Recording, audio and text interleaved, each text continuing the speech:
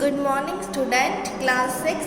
आज अपन एसएसटी में chapter 3 motion of earth था, उसमें अपन रोटेशन समझ चुके हैं यहाँ तक। आज अपन स्टार्ट करेंगे effect of inclination on the earth's axis. तो देखिए, अर्थ के एक्सिस पे अगर कुछ इंक्लाइनेशन होगा तो उस पर क्या इफेक्ट पड़ेगा।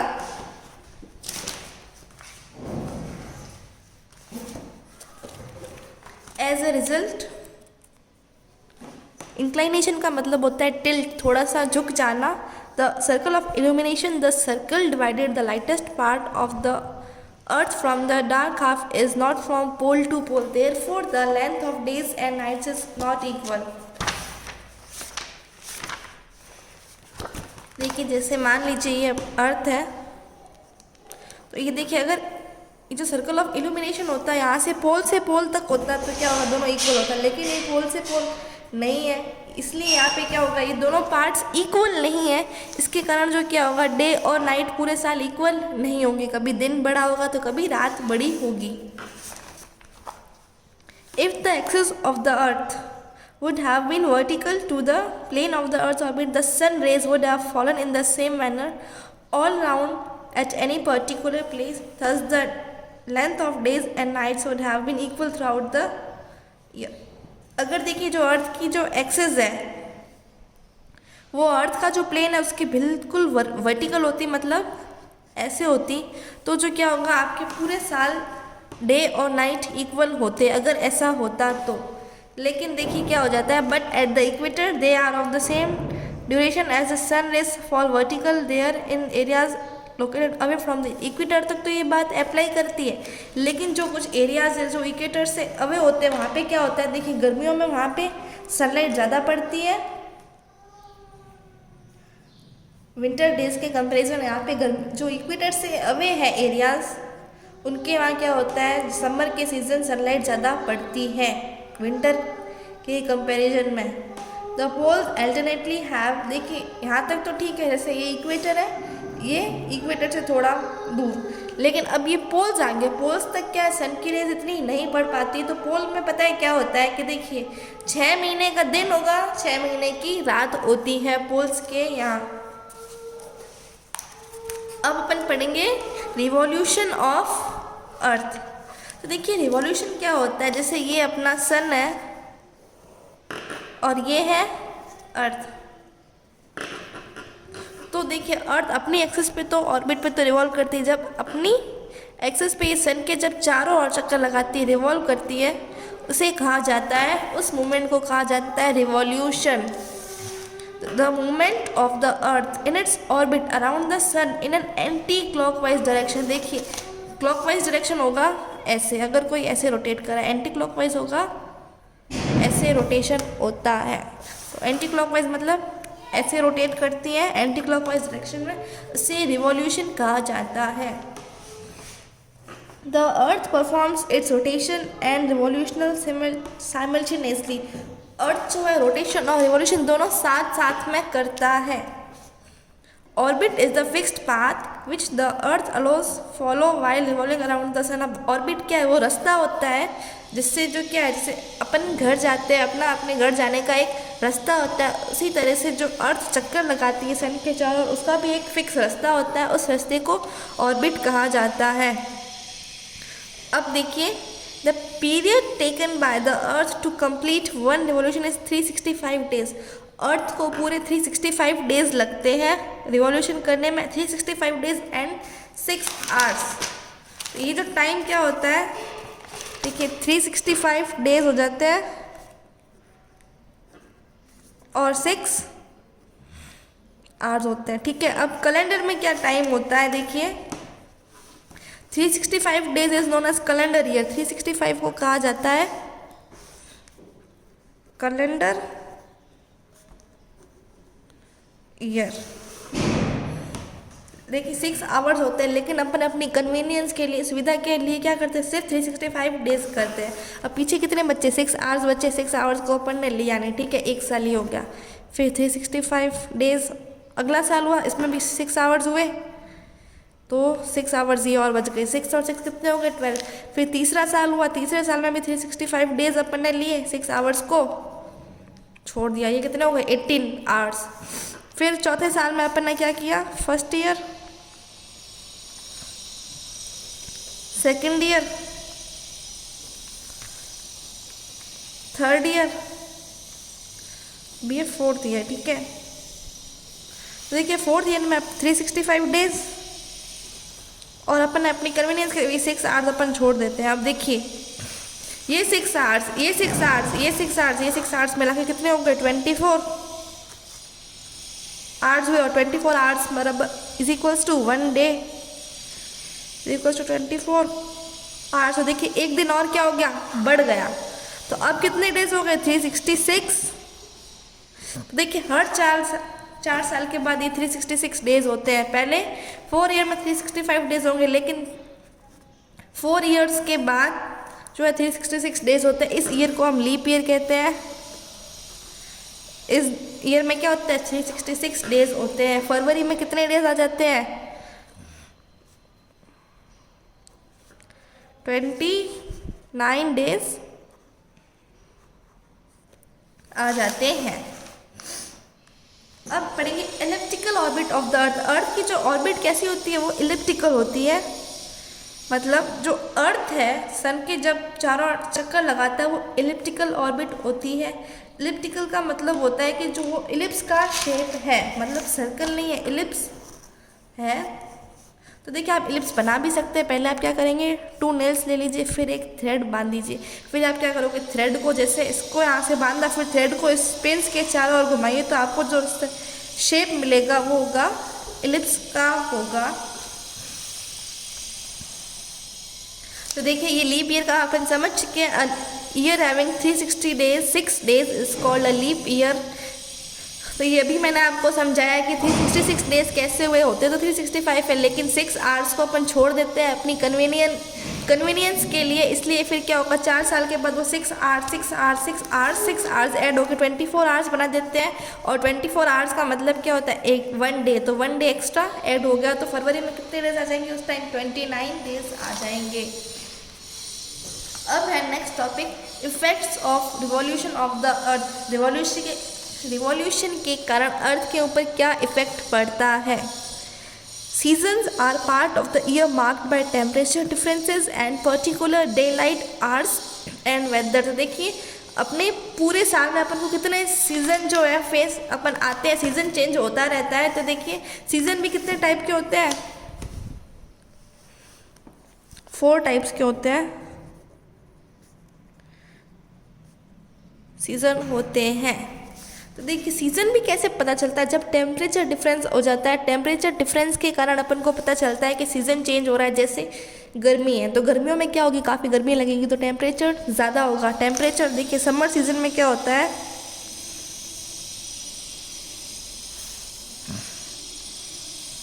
टेम्परेचर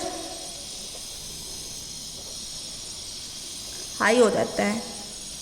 लेकिन विंटर सीजन में क्या होता है, टेम्परेचर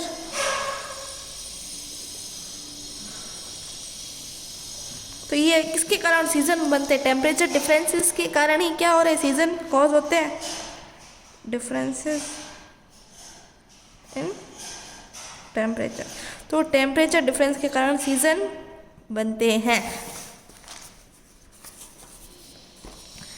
तो the revolution of the earth and the tilt or inclination of the earth's axis in the same direction throughout the year result in the change of the same season। तो देखिए जब कभी देखिए अर्थ, ये सन है, कभी जैसे ये अर्थ तो ऐसे होती, कभी अर्थ का देखिए नॉर्थ पोल झुक जाता है तो कभी साउथ पोल झुक जाता है। तो ये अर्थ के इंक्लिनेशंस के कारण भी सीजन चेंज होते हैं। The year is divided into 4 season. देखिए अपन को साल में 4 सीजन अपन देखते हैं, spring, summer, autumn and winter.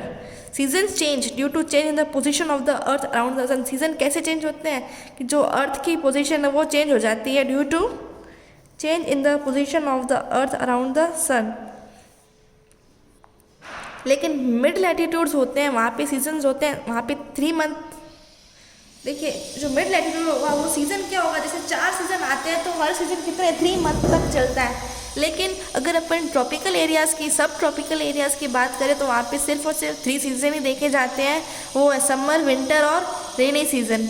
लेकिन अगर अपन इक्वेटर के आसपास देखते हैं, जैसे ये अर्थ है और ये है इक्वेटर 0 डिग्री लैटिट्यूड, तो अगर अपन इक्वेटर के आसपास देखेंगे तो यहाँ पे सिर्फ और सिर्फ अपन को 2 सीज़न ही देखने को मिलेंगे, समर और विंटर। लेकिन जब अपन ये इक्वेटर अब अपन पोल्स के यहाँ देखेंगे, जैसे ये पोल्स है, पोल्स के यहाँ आपको देखिए 6 मंथ की समर होगी और 6 मंथ की विंटर होती है पोल्स के यहाँ। While winter is very cold, summer is not much. देखिए विंटर तो क्या होगी, काफ़ी ज़्यादा ठंडी होगी, बहुत ठंड पड़ेगी पोल्स में। लेकिन क्या होगी, समर भी इतनी ज़्यादा, अब गर्मियों का सीज़न होगा, मतलब ज़्यादा गर्मी पड़नी चाहिए ना यहाँ पे, लेकिन क्या है, गर्मियों में भी इतनी गर्मी नहीं पड़ती है, वहाँ पे भी क्या होगी, ठंडक होती है गर्मियों के सीज़न में भी, और विंटर में तो बहुत ज़्यादा ठंड होती है। तो ये था effect of revolution on the earth. Revolution के कारण क्या इफेक्ट पड़ता है, तो अपन ने देखा कि देखिए जैसे रिवॉल्यूशन, अगर अर्थ रिवॉल्यूशन कर रहा है तो अर्थ की पोजीशन क्या होती जाएगी, चेंज होती जाएगी। अर्थ का जो है सन के तरफ जो इंक्लिनेशन था, टिल्ट है, झुकाव है, वो भी चेंज हो जाता है। अर्थ की जैसे पोजीशन चेंज होगी तो इसके कारण क्या होगा, सीजन्स भी चेंज होंगे। अपन ने देखा कि मिड लैटिट्यूड्स में 4 सीजन्स होते हैं, हर सीज़न 3 मंथ चलता है, लेकिन इक्वेटर के पास में सिर्फ 2 सीज़न देखने को मिलते हैं। और अगर आप पोल्स के यहाँ देखोगे तो आपको 6 महीने की सर्दियाँ होती हैं, 6 महीने की गर्मियाँ होती हैं। यहाँ पे 2 सीज़न ही होते हैं, एक सीज़न 6 मंथ चलता है। अब पढ़ेंगे फिनोमेना ऑफ सीजन्स। सीजन्स कैसे कॉज होते हैं। As we have studied, the change of season is mainly due to rotation of the earth on its axis।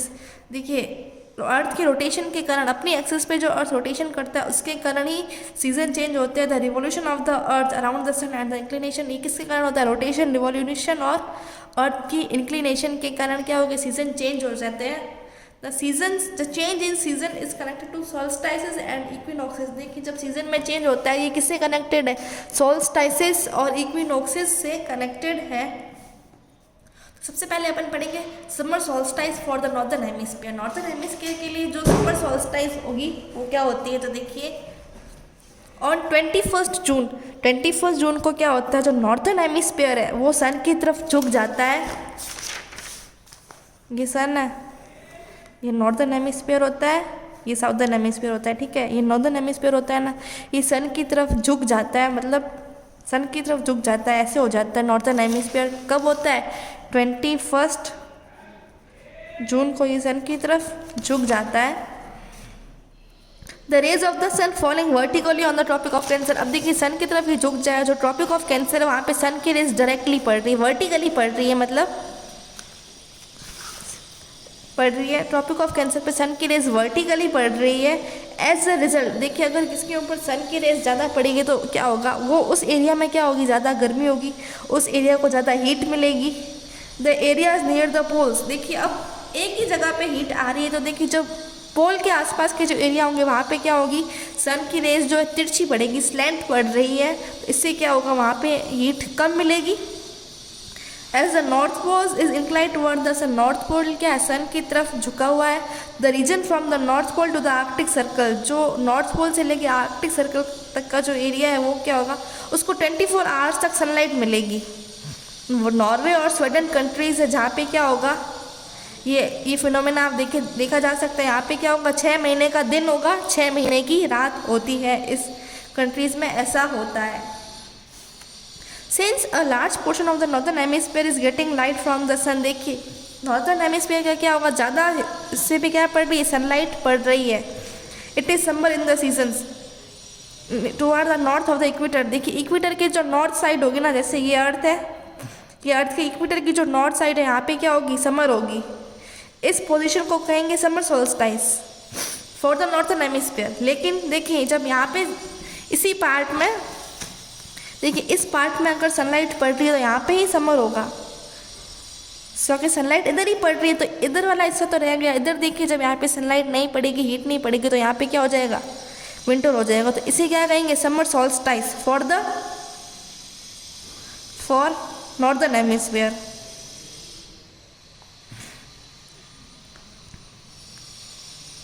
जब यहाँ पे होगी तो यहाँ पे इसे क्या बोलेंगे, विंटर सोल्स्टाइस फॉर सॉर्दर्न हेमिस्फीयर। यहाँ पे गर्मी पड़ेगी तो यहाँ पे सर्दी पड़ेगी। तो देखिए समर सॉल्स्टाइस नॉर्दर्न, तो अपन किसकी पढ़ रहे हैं, नॉर्थन हेमिस्फीयर क्या समर सॉल्स्टाइस के बारे में। तो देखिए यहाँ पे क्या होगा, द लॉन्गेस्ट डे लॉन्ग होगा और देखिए दिन बड़ा होगा, रातें छोटी होगी। यहाँ पे ये कब होता है, 21 जून में। आप देख सकते हैं कि जो दिन होता है काफ़ी बड़ा होता है, रात छोटी हो जाती है। 21 जून से ये हो जाता है। अब अपन क्या पढ़ेंगे, ये अपन पढ़ चुके हैं। देखिए अगर उस साइड में गर्मी पड़ रही है, जैसे ये नॉर्दर्न, जैसे देखिए ये सन है, ये नॉर्दर्न हेमिस्फीयर क्या हो गया, इस तरफ झुक गया, तो सन की रेस जो है वर्टिकली यहीं पे पड़ रही है, इस एरिया में पड़ नहीं रही है। तो देखिए इस एरियाज को हीट मिल रही है, तो गर्म हो गया। यहाँ पे हीट नहीं मिल रही है तो ये यहाँ ठंडा ही रहेगा। तो यहाँ पे क्या हो जाएगी, विंटर सॉल्स्टाइस होगी। जब यहाँ पे विंटर होगा तो सर्दियों में आप देख सकते हैं दिन छोटे होते हैं और रातें बड़ी होती है। तो देखिए अपने यहाँ जैसे 21 जून से क्या होता है, दिन बड़ा हो जाता है, लेकिन इस सदर्न हेमिस्फीयर में पता है क्या होगा, 21 जून से रातें बड़ी हो जाएगी, दिन छोटे हो जाएंगे। The region from the south pole to the Antarctic circle experiences complete darkness. लेकिन जो साउथ पोल के अंटार्कटिक सर्कल है वहाँ पे कंप्लीट डार्कनेस होगी, 24 आवर्स तक अंधेरा ही रहेगा वहाँ पे। अब अपन पढ़ेंगे winter solstice for the northern hemisphere. अब पढ़ेंगे नॉर्दर्न हेमिस्फीयर के लिए विंटर सोल्स्टाइस क्या होती है। तो देखिए 22 दिसंबर में क्या हो जाता है, the tropic of Cancer receives direct rays of the sun. इस 22 दिसंबर को देखिए जो है, पहले नॉर्थ पोल झुका था, अब क्या हो जाएगा, साउथ पोल झुक जाएगा। देखिए यहाँ पे नॉर्थ पोल झुका था, अब ये साउथ पोल है, ये झुक जाएगा सन की तरफ। ये साउथ पोल है, साउथ पोल सन की तरफ झुक जाएगा। तो इस यहाँ पे क्या होगा, ये जो साउथ पार्ट है देखिए, इस पार्ट में क्या होगी, सन की रेस पड़ेगी। तो अगर यहाँ पे सन की रेस पड़ेगी तो यहाँ पे गर्मी हो जाएगी, और इधर सन की रेस नहीं पड़ रही है, थोड़ी सी पड़ रही है, तिरछी पड़ रही है, तो यहाँ पे देखिए सर्दी हो जाएगी। तो इस साउदर्न हेमिस्फीयर में क्या हो जाएगा, समर सोल्स्टाइस, और नॉर्दर्न हेमिस्फीयर में विंटर सोल्स्टाइस हो जाएगी। तो देखिए यहाँ पे सर्दी पड़ रही है, तो यहाँ पे सर्दियों में आपको तो पता ही है दिन छोटे होते हैं, रातें बड़ी होती हैं। और गर्मियों में क्या होता है, दिन बड़े होते हैं, रातें छोटी होती है। तो यहाँ पे देखिए दिन बड़े होंगे, रात छोटी होगी, और यहाँ पे रात बड़ी होगी और दिन छोटे होंगे। तो ये कब से होता है, देखिए इस दिन क्या हो जाता है, the earth is farthest from the sun. Earth जो है सन से दूर हो जाता है सोल्स्टाइस पोजीशन में। कब कब, 21 जून और 22 दिसंबर से अर्थ जो है सन से थोड़ा दूर हो जाता है। अब पढ़ेंगे इक्विनॉक्सेस क्या होते हैं, इक्विनॉक्सेस कौन सी पोजीशन होती है। तो देखिए ऑन 21 मार्च एंड 23 सितंबर, 21 मार्च और 23 सितंबर को direct rays of the sun fall on the sun की डायरेक्ट रेज इक्वेटर पे आती है।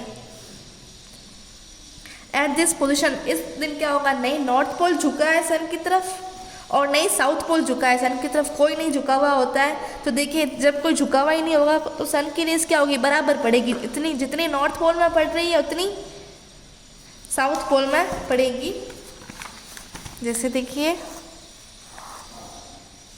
ये इक्वेटर होता है 0 डिग्री लैटिट्यूड, ये नॉर्थ पोल होता है, ये साउथ पोल होता है, ठीक है। तो देखिए कोई झुकाव नहीं होता तो सन की रेस सीधी पड़ेगी, जितनी यहाँ पे पड़ रही है उतनी की उतनी यहाँ पे पड़ेगी। तो देखिए इतना इक्वल डेज और equal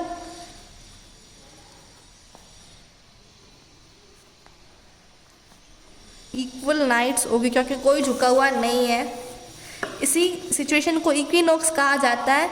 there are 2 equinoxes, 2 equinoxes होती है। इसे एक को ऑटमनल इक्विनॉक्सेस, दूसरे को स्प्रिंग या फिर वर्नल इक्विनॉक्सेस कहा जाता है। ये कब होता है, देखिए ऑन 21 मार्च, 21 मार्च की बात है। It is spring in the northern hemisphere. जब देखिए 21 मार्च में नॉर्दर्न हेमिस्फीयर में स्प्रिंग होगी, तो देखिए साउदर्न हेमिस्फीयर में उस टाइम ऑटम होगा।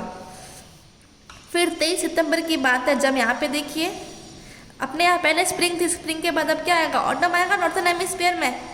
तो जब नॉर्थन हेमिस्फीयर में ऑटम होगा तो साउदर्न हेमिस्फीयर में स्प्रिंग होगा, जस्ट उल्टा है। अगर यहाँ पे स्प्रिंग होगा तो इधर ऑटम होगा, इधर ऑटम होगा तो इधर स्प्रिंग होगा, और इधर ऑटम हुआ नॉर्थ में तो साउथ में स्प्रिंग होगा। ये कब होता है, 21 मार्च को नॉर्थ हेमिस्फीयर में क्या होगा, ऑटम होगा, और साउथ हेमिस्फीयर में स्प्रिंग होगा, लेकिन 23 सितंबर को नॉर्थ में ऑटम हो जाएगा, साउथ में स्प्रिंग हो जाएगा। दोनों जस्ट एक दूसरे का अपोजिट है। From the position of 21 June को the day in the northern hemisphere begin to decrease. 21 जून से क्या हो जाता है, देखिए जो डे होते हैं ना 21 मार्च से लेकर 21 जून तक देखिए तो दिन बड़ा होगा, लेकिन जब क्या होगा फिर दिन क्या होता है, दिन में दिन छोटा होने लग जाता है और रातें बड़ी होने लग जाती है। 23 दिसंबर तक तो क्या हो जाता है, इट इज़ ऑटमनल इक्विनॉक्स। 23 सितंबर तक तो देखिए इक्विनॉक्स आ जाती है, ऑटम इक्विनॉक्स नॉर्थन हेमिस्फीयर में। जब क्या होगा, दिन और रात दोनों बराबर होंगे। और अगर देखिए इधर ऑटम नॉर्थ हेमिस्फीयर में ऑटम आई है तो साउथ हेमिस्फीयर में स्प्रिंग आ जाएगी। तो आपको पता चल ही गया होगा रोटेशन और रिवोल्यूशन के कारण क्या क्या इफेक्ट पड़ते हैं। तो सीजन में चेंजेस ये रोटेशन और रिवोल्यूशन के कारण ही होते हैं। अब अपन पढ़ेंगे adaptation of animals to different climates. देखिए अब इनका क्लाइमेट ऐसा है, कभी इधर ठंड पड़ रही है, कभी इधर गर्मी पड़ रही है। कुछ इलाके ऐसे हैं जहाँ पे देखिए 6 महीने का दिन होता है, 6 महीने की रात होती है। पोल्स के आसपास देखें तो 6 महीने की 6 महीने समर होता है, 6 मंथ विंटर होता है। तो इधर इनके सीज़न ऐसे होते हैं, इनकी क्लाइमेटिक कंडीशन ऐसी है। तो यहाँ के जो एनिमल्स हैं वहाँ के अपने आप को उसी के अनुसार, उसी सिचुएशन के अनुसार अडेप्ट करेंगे। तो देखिए the climate of an place influence its vegetation, animal crops, life, crops, food, clothing, occupation, housing and activities. तो देखिए जहाँ का, जिस जगह का जैसा क्लाइमेट होगा वहाँ की जो है वेजिटेशन, एनिमल लाइफ, वहाँ की क्रॉप्स भी वैसी ही होगी, वहाँ के लोगों के कपड़े भी उसी के अनुसार होंगे। जैसे आप ठंडे इलाकों में जाते हो तो आपको देखोगे कि वहाँ पे आपको स्वेटर पहनना पड़ता है, गर्मियों के सीज़न में भी आपको स्वेटर पहनना पड़ता है। वहाँ के लोगों का रहन सहन ऐसा होता है, उनका खाना जो उनकी फूड होता है वो भी अलग होता है, क्लोथिंग अलग होती है, और वहाँ के जो क्रॉप्स भी अलग ग्रो की जाती है। जैसे कश्मीरी एप्पल है जो कि सिर्फ कश्मीर में ही ग्रो करती है, क्योंकि कश्मीर में काफ़ी ज़्यादा उनको वो टेम्परेचर मिल पाता है जिनकी इन्हें रिक्वायरमेंट होती है। People and animals adapt to climatic condition in different ways. जो पीपल जैसा उनको जैसे क्लाइमेटिक कंडीशन होती है वैसा अपने आप को उनके अकॉर्डिंग अडेप्ट करना पड़ता है। This is how the people and animals in different region have different ways of living. तो देखिए जहाँ जाओगे, जिस एरियाज़ में जाओगे वहाँ के लोगों का रहन सहन आपको अलग देखने को मिलेगा। जैसे पोलर बियर है या फिर राइंडर डॉग्स, वो क्या अगर वो कोल्ड क्लाइमेट में जो लोग रहते हैं उनके बॉडी में क्या होते हैं, थिक फर होते हैं। जैसे पोलर बियर के ऊपर क्या होते हैं, थिक फर होते हैं। वो इसीलिए होते हैं जिससे क्या उनको सर्दियों में थोड़ी वार्मनेस महसूस हो। But when there is winter in the northern hemisphere, जब क्या है नॉर्दर्न हेमिस्फीयर में विंटर आ जाती है तो बहुत सारे बर्ड कहाँ चले जाते हैं, साउदर्न हेमिस्फीयर, ताकि वो ठंड से बच सके। ठंड से बचने के लिए वो साउदर्न हेमिस्फीयर में चले जाते हैं। और जब देखिए यहाँ की विंटर ख़त्म हो जाती है तो अपनी वो जगह पे वापस आ जाते हैं, साउदर्न से वापस नॉर्थर्न में आ जाएंगे। अब कुछ एनिमल्स है जैसे फ्रॉग, स्नेल्स और बैट, वो कहाँ चले जाते हैं, डोरमेंसी में चले जाते हैं, मतलब वो इनएक्टिव रहते हैं। इस टाइम जब ज़्यादा ठंड आ जाती है या फिर समर आ जाती है, समर हीट आ जाती है, तब वो गुफाओं में चले जाते हैं। स्नेक्स वगैरह इनएक्टिव रहते हैं। During winter they get the energy from the fat stored in their bodies before winter. देखिए वो पहले से खाना उनके स्टोर रहता है उनकी बॉडी के अंदर, वो जो फैट होता है फिर वो यूज़ करते हैं, क्योंकि वो क्या इनएक्टिव हो जाते हैं, डोरमेंसी में चले जाते हैं। They get up from there sleep after winter और समर। जब विंटर ख़त्म हो जाता है तो वो अपनी नींद से उठ जाते हैं, बाकी वो नींद में चले जाते हैं जब उनको क्या हो जाती है, ज़्यादा ठंड आ जाती है तब। तो आपका चैप्टर नंबर 3 यहीं ख़त्म होता है। अपन इसकी एक्सरसाइज के क्वेश्चंस नेक्स्ट लेक्चर में करेंगे।